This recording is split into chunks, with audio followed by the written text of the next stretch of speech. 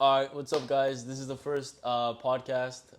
We're just gonna be talking about some random stuff, but this is the first guest, Gao. Do you want to introduce yourself? Yeah, for sure. Hi, everyone. My name is Gao. My full name is Gautam, but Gao is easier to say.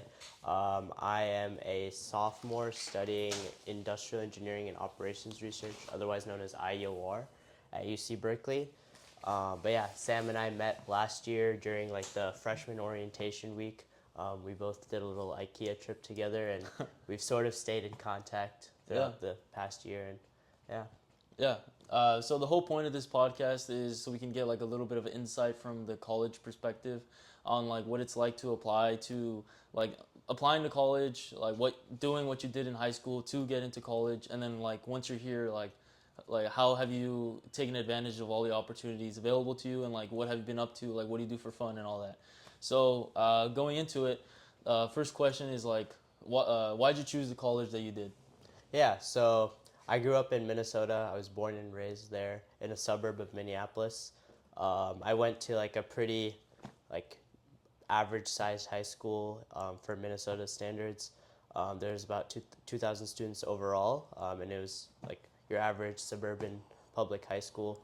Um, and when I was applying, I remember having conversations with my parents about the geographic location in particular because we'd grown up in Minnesota our entire lives, or I had grown up in Minnesota my entire life, and my parents were sort of looking for a chance to move somewhere warmer.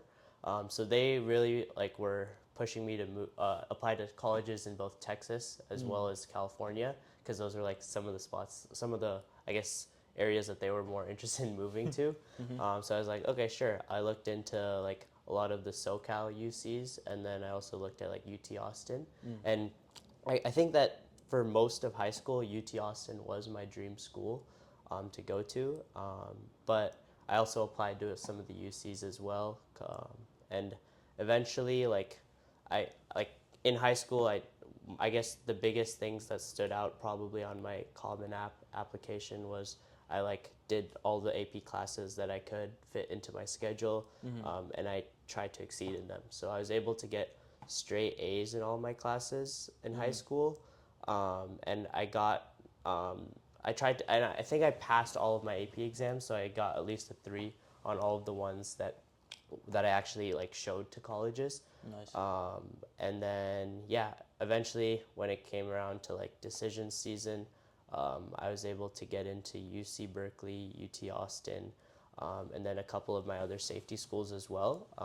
And I guess the biggest factor in making my decision was like the bigger name that Berkeley had compared to UT Austin, and the fact that I thought that my interest, which was more towards engineering and tech, would be more aligned towards the Bay Area location itself. So that's kind of how I made my decision.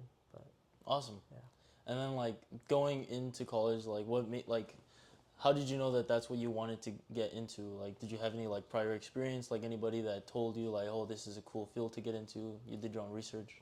Yeah, so when I got into Berkeley, I was accepted as an engineering, math, and stats major, which is a really small major here at UC Berkeley, and it's not really offered at other colleges in the US. Basically, what it is like a pure math major that's within the College of Engineering that allows you to sort of like tie in a lot of upper div pure math courses with engineering electives to sort of tailor like a more interdisciplinary major based on what your interests are in engineering and apply those mathematical concepts to it. So from what I heard, like a lot of people did financial engineering or go on to do their PhD in math. And that was what was interesting to me back in high school. I thought that that would be a really cool like major to explore. But when I got into Berkeley, I soon realized that I wanted to do something a little bit more practical. I found myself really interested in transportation specifically, and really, I guess something I realized pretty early on in high school was I like approaching problems that are more systemic. Like I like looking at things from like a higher perspective and looking at problems that have a lot of different factors or moving parts in them. And like when you look at systems, like a lot of the different, I guess some examples of systems include like the human body, where there's a lot of different things, and you have to be able to like kind of be a master of all those different things to some degree, and um, work with all those different moving factors. Another example is like urban centers or like cities, especially with transportation, land use, building infrastructure, and all those things. And I was just more drawn towards problems related to those, to more systemic, I guess, issues. And I realized that the IOR major was sort of focused on optimization within systems as a whole. And that's sort of what really like shifted my mindset and motivated me to switch my major to IOR. But yeah. Awesome. And so, are there any habits that you like continue that you find that you developed in high school that kind of like continuing in college? Like you're like, oh, thank God, I developed this habit in high school because now it's like super chill, like in college. Yeah. One thing I remember being pretty integral to sort of my my development of discipline in high school was my parents enrolled me in Kumon. If you've heard of that, where you sort of just do a ton of math problem sets, like in a condensed period of time, and you kind of just put your head down and grind. It's that sort of mentality is what it sort of fosters. And I did that for like 2-3 years, and I think that through that my high school experience, navigating various different AP courses as well as my extracurriculars, it was just a little bit more streamlined because of my experience with Kumon.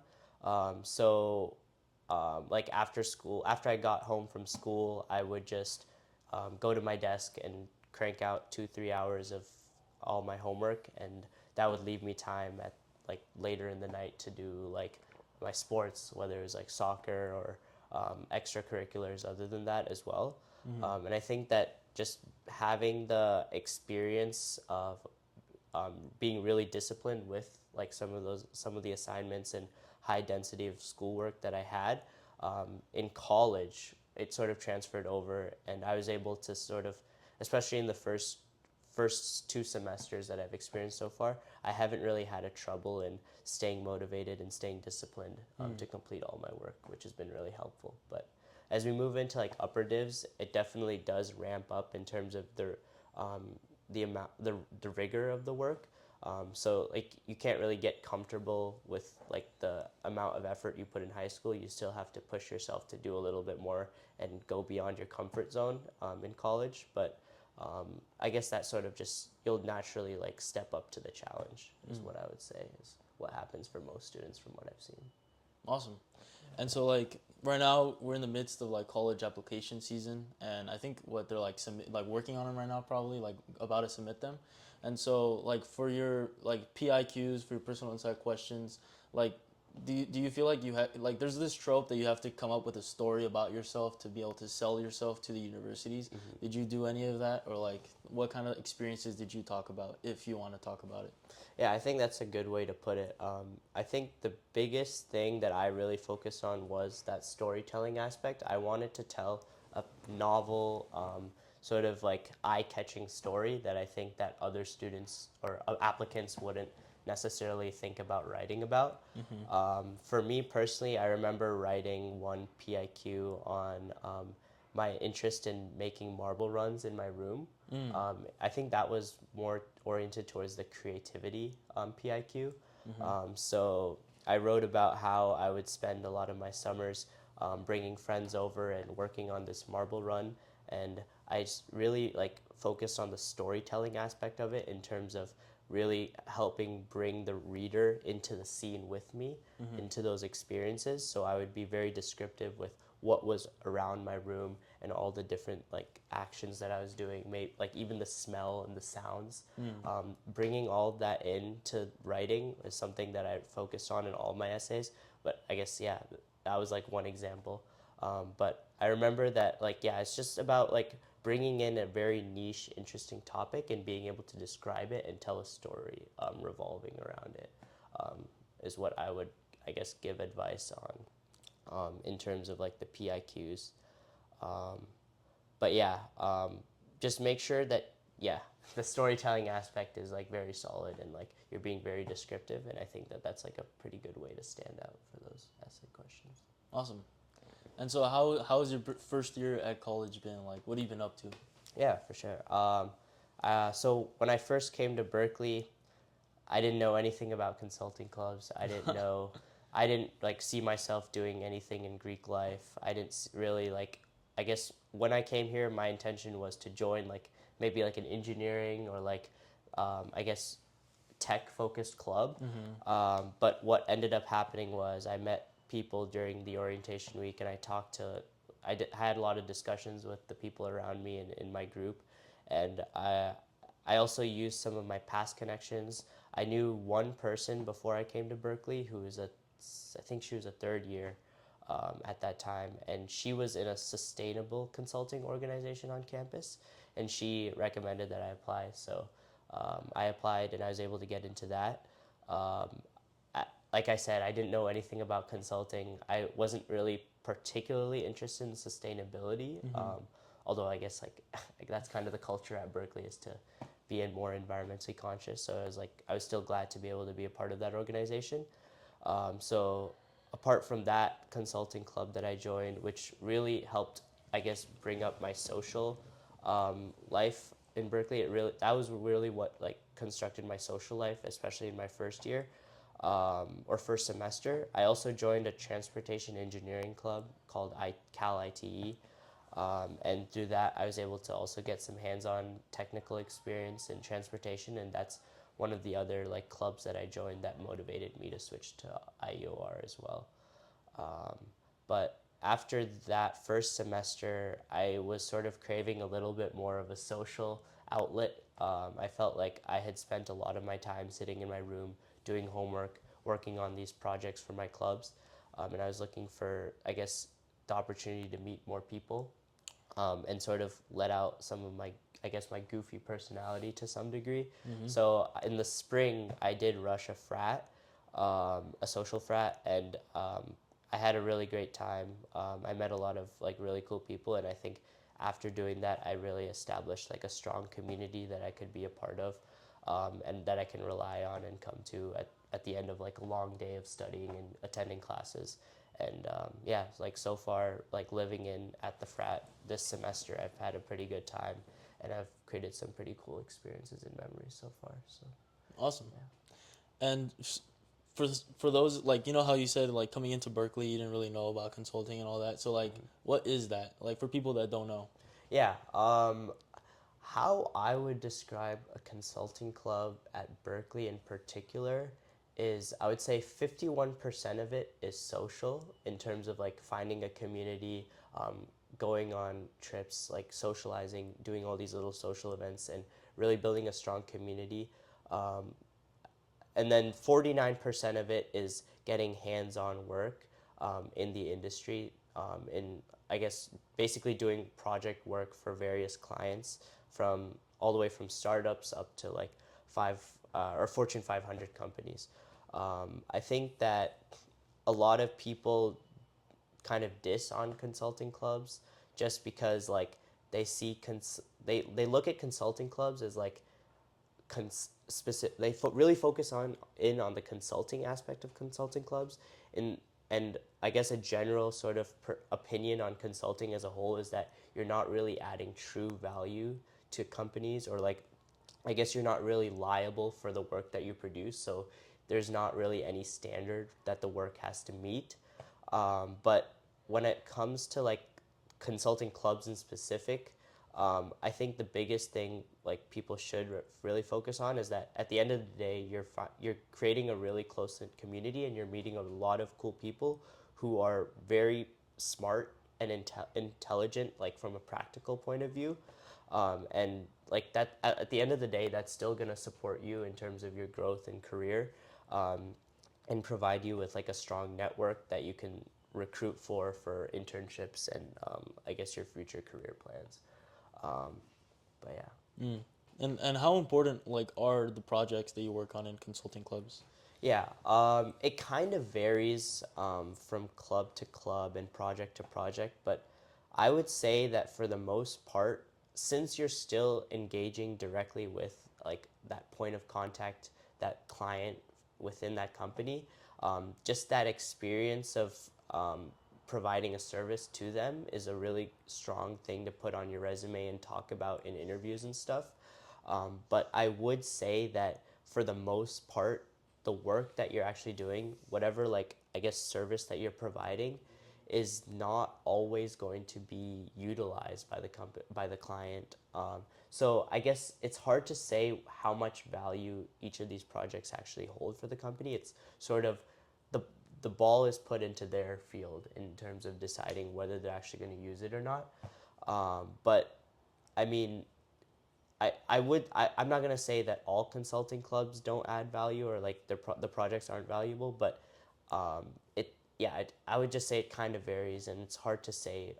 It just kind of depends on the project scope and things like that. Mm. So you'd say the experience you gain from working on the projects is like the valuable part of it?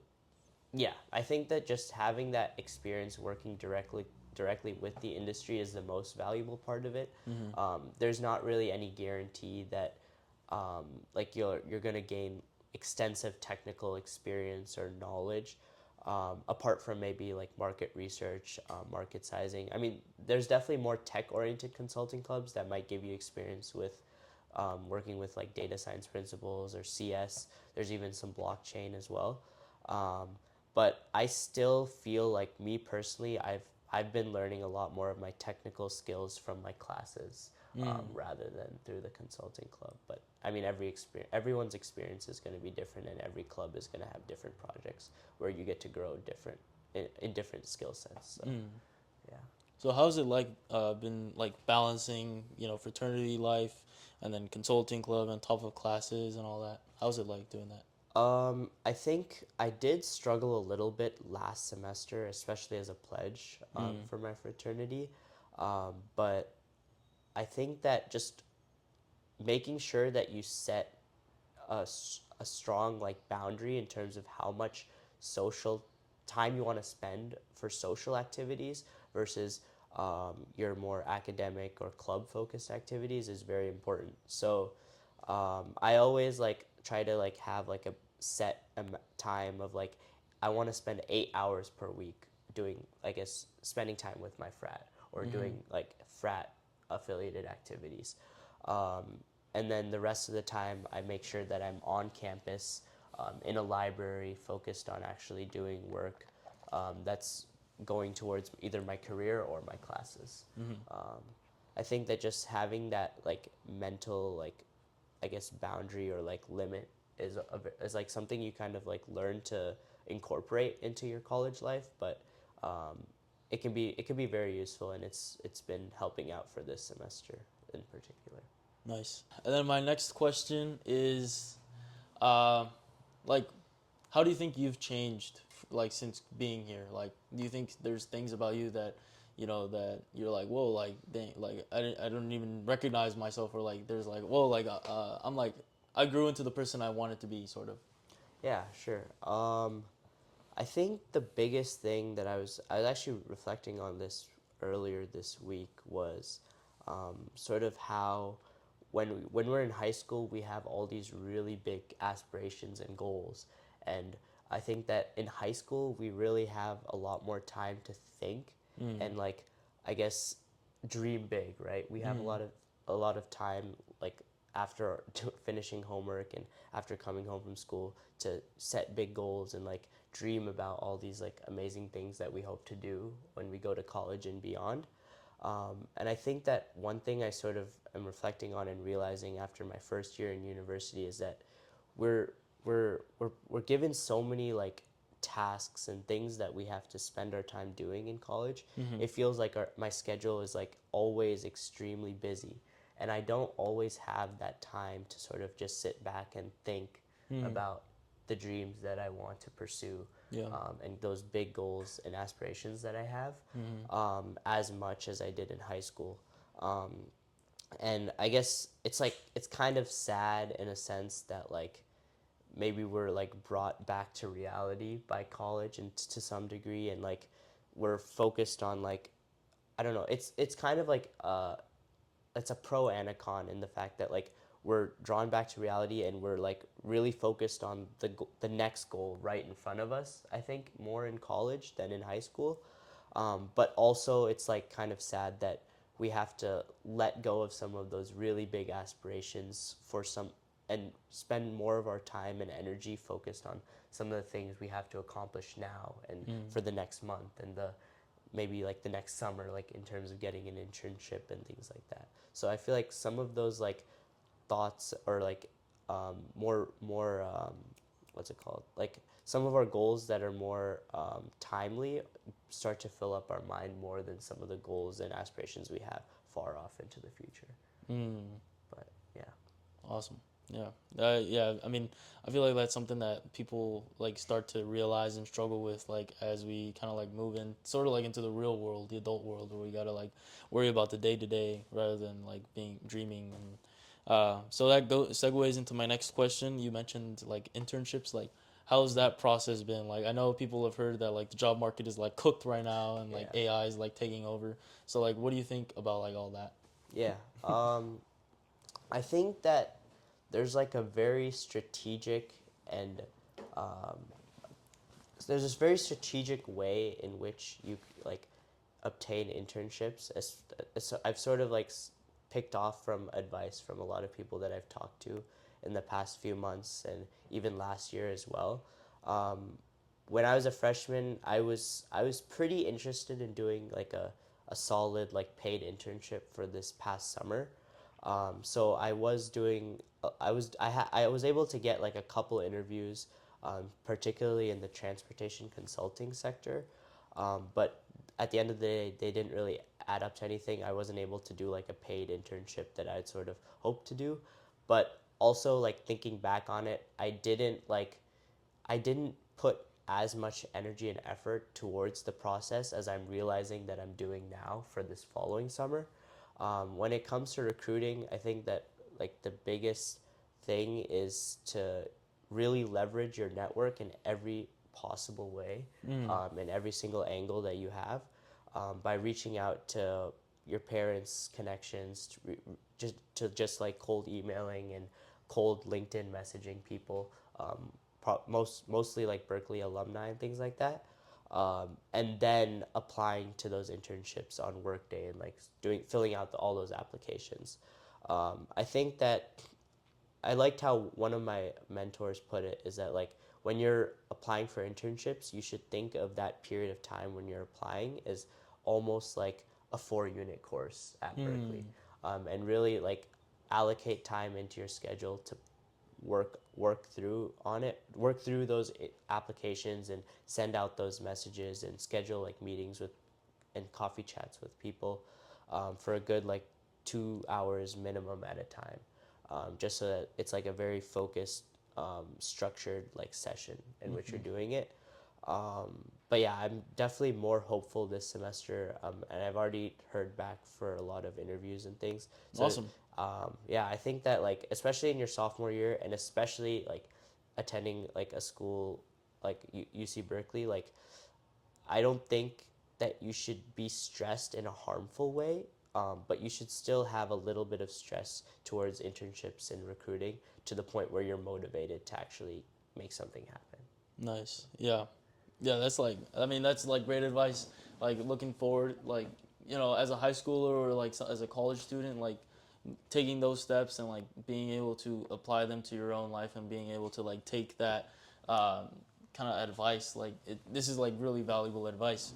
And so I'd just say like, so after, like, well, I guess my next question is like, it's important to go out there and be social and make friends because like you got to be able to like leverage your network, and so kind of like, I mean, how do you think that's gonna look like after college? Yeah. I think that after college, I feel like in general my personality is I feel like I'm the kind of person where I want to maintain all the relationships that I've made with people in any way that I can. And obviously it's unrealistic to have like close relationships with like all of the people that you've met and all of the people that you've hung out with during college. But I do still think that I'm going to try to make an effort to meet up for lunch or meet up for dinner with the people that I made friends with in college, especially if we're like located in the same like geographic area. I also hope to be able to travel and like visit my friends who might not be in the same city as me.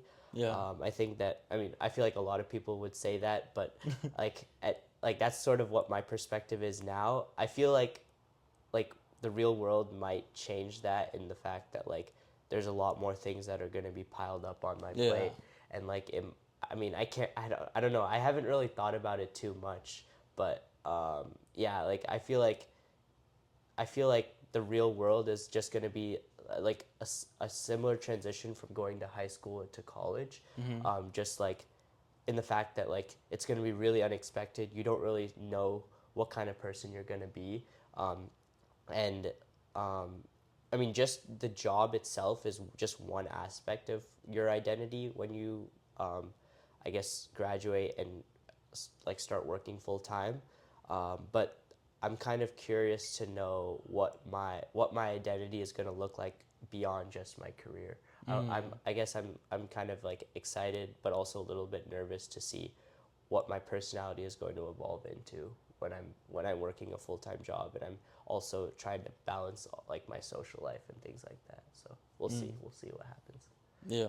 And so kind of we touched upon like college being like full of classes, full of like the social stuff and then the clubs and all that. Hmm. So have you been taking time, or like do you think it's important to take time to like kind of cultivate like hobbies or like things that you kind of did in the past but you kind of like brush off more, like since you don't have really time for it? Like do you think it's important to try to like go back and like focus on like the things that you do just for fun? Yeah, for sure. Just a couple days ago, I remember hearing someone say that they they were the happiest like in their entire life when they were like consistently engaging in the hobbies that they like were doing when they were a kid. I forgot exactly what hobbies they were, but I guess that's not really the point. What I'm trying to say is that um, in like so my hobbies back in the day were like just doing random like trinket projects like marble run, like building marble runs and things like that. But I also really enjoyed playing soccer, and I also enjoyed like hanging out with friends, going to like grocery stores. In Minnesota, there's not too much to do like compared to California. So we would like go to the grocery store, buy snacks. We'd watch TV and we'd play like pickleball at the park, things like that. And like coming to college, I definitely have like cut out a lot of those hobbies, at least like 90% of those hobbies out of like my lifestyle, which like it's hard because like you feel like you definitely have the time for it, but then when you like actually live out your college life, you realize like, oh, I don't feel like going and playing soccer at the field, even though it's like just a 10-minute walk. Um, just because there's just so many things that pile up on your plate, and it's hard to get to like continue doing those hobbies. But I also like do know a lot of people who have been able to continue their hobbies, and like they find ways, workarounds, in their schedule to still allocate time to do some of their hobbies. So like what I did this semester is like I made sure that I joined an intramural, like a recreational soccer team, and then also flag football, so I can still spend time with friends and I guess stay active to some degree. And then, um, yeah, I guess that's the biggest thing I've been focusing on. But like right now, but I do hope that in the coming semesters, I'll be able to sort of slowly bring in more of my hobbies back into my life, especially like after like the recruiting season. I think it'll definitely be more doable for sure. Yeah, because I've been like talking to some people and they said like joining something that's structured, kind of like to pursue their hobby, like with the intramural Hmm. soccer team, is kind of like you kind of have to show up for the team, so it kind of Yeah. puts like the pressure, like okay, I'm gonna go. But like if you just want to do it like for fun, like oh, I'm just gonna go to the field, it's kind of like easy to push away because there's no really structure going on there. Yeah. Yeah. Exactly. So I guess mm, I don't know. What's another question I could do? Lots of Hmm. you talk very well. Thanks. You got a lot Thanks. of things to Thanks. say. I guess how's like the living situation going? Like I know like Right. Berkeley has the the connotation of being like having really like no housing at all, like minimal housing. So Hmm. like how's that going for you? Yeah, housing was definitely like one of the factors in my mind when I joined the frat. The frat that I joined is also called PKS for short. It's known for having a relatively cleaner house compared to a lot of the other frats on campus. Um, and I was like sort of anticipating having the opportunity to live there when I was like pledging last semester, and it ended up working out where I was able to live in, and so far it's been pretty smooth. It's been a pretty streamlined process. Um, I'm happy with my roommate, with the room, um, and I'm glad that like it's a semester by semester lease. You don't really have to commit to a full year like a lot of the apartments and off campus housing. But I will say that like the kitchen and the cooking situation is the biggest thing that I'm struggling with right now because just given the fact that like it's a frat kitchen and like it's not going to be cleaned and you're sharing it with like 20-25 other people every single week, with all the different food and like people not doing their dishes and all that Yeah. all that gross stuff. It's kind of like tricky to get to be motivated to actually cook in the kitchen, and I find myself eating out more often, or I guess buying more just microwavable food, which I don't want to continue into next semester. So I'm definitely like at this point I'm like definitely considering moving to off like moving out of the house for next semester and living in an apartment. But I know that for sure, like my third and fourth year, I'll be living outside of the house, and I hope to have my own like kitchen space, and maybe even my own room. I think that'll definitely be better for my health for sure. Yeah. And so, like, I guess like, talking about health, like, do you think like with the mental health stuff, like, how is it like having all these things on your plate? Like, do you take a moment to like take a break and like just like do nothing for a bit, like just to like collect yourself, or how does that look like? Yeah. So my first semester as a freshman, I definitely remember having like periods of time where I was really burnt out, and I would be sitting in my room with really no outlet to, I guess, socialize or like relieve a lot of the stress that had been built up from all my classes and stuff. I know that Berkeley has like online mental health support that's available to all students. So I did like reach out to them. Like I think I scheduled like bi-weekly meetings with one of the therapists, and I would just like I guess talk about anything that I really wanted to get off of my mind, and it did help to some degree. But I also like sort of realized that that could sort of be that like another like I guess workaround for that was to just like put myself in more social situations and really find a very social community that was similar to maybe like my high school soccer team, for example, which was sort of that was like something that provided my like an outlet for my social, I guess, for a social community back when I was in high school, and I realized that joining a frat was like the next best thing I could do to some degree, just because, I mean, you for the frat sort of how my schedule has looked is that I've had all my classes all day, and then I can go back to the house and hang out with like my friends and have like funny like unserious conversations with people. And I think that joining the frat and having some of those like having those memories and experiences did definitely help me relieve a lot of the stress that I had. And I haven't really like needed to use the mental health services offered by the university after I joined the frat. But I mean, everyone's different. Like, I'm not saying that like you need to join a frat to like relieve your mental health needs. I'm just saying that it sort of worked out for me in that sense, and I haven't really regretted it from that standpoint, joining the frat. Nice. Yeah. I mean, that's great to hear that like you're able to find a social outlet. Yeah. And I mean, like I kind of rushed the frat for a bit, like the beginning of like this semester, just for like to see like the fun of it. Yeah. And I mean, it's like definitely like a chill vibe. Like you're just chilling with your boys. Like we went to I think go play like ice hockey, Oh, like with shoes. I don't know, broomstick ball. Do you, oh, I think I've heard. I've never played broomstick ball, but I've heard about it. Yeah, I got like a video where I just like slide back. I'm like, whoa, Yeah. bro, my rib was like bruised, Damn. but it was fun though. And then I mean, yeah, like just throwing up die and all that. Like it's fun playing poker. Do you play poker? I used to in high school, but now that I'm kind of broke as a college student, I haven't been really playing that much. But Yeah. there's a lot of people in my frat that play it. So Yeah, I noticed that it's like kind of like one of the things like that a lot of people play because it's like also like in consulting clubs or like I know a lot of people that play and all that. Yeah. And like it's cool because it's like an opportunity. Like it might not seem like an opportunity, but it's an opportunity to like network and like meet new people. And then it's a way that kind of like my roommate was telling me that it's like if you go to like a poker tournament, then you can get scouted for a job because it's like you're kind of like analyzing and making like these like probability like statistics in your head like when you're playing. So it's kind of like they pick up on those analytical skills and they're like, oh, like you're scouted, like you know you want a job interview, bro, like you're pretty pretty goated. I've heard about that. Yeah, but I don't know, like what about like the good eat spots like around here? Like, do you have any recommendations? Oh yeah. I try not to eat out as much, especially first year. I barely ever ate out. Like this semester, I have like on average like eaten out maybe twice or thrice a week. So I'm starting to explore some of the new spots. My favorites so far are definitely Mezzo's.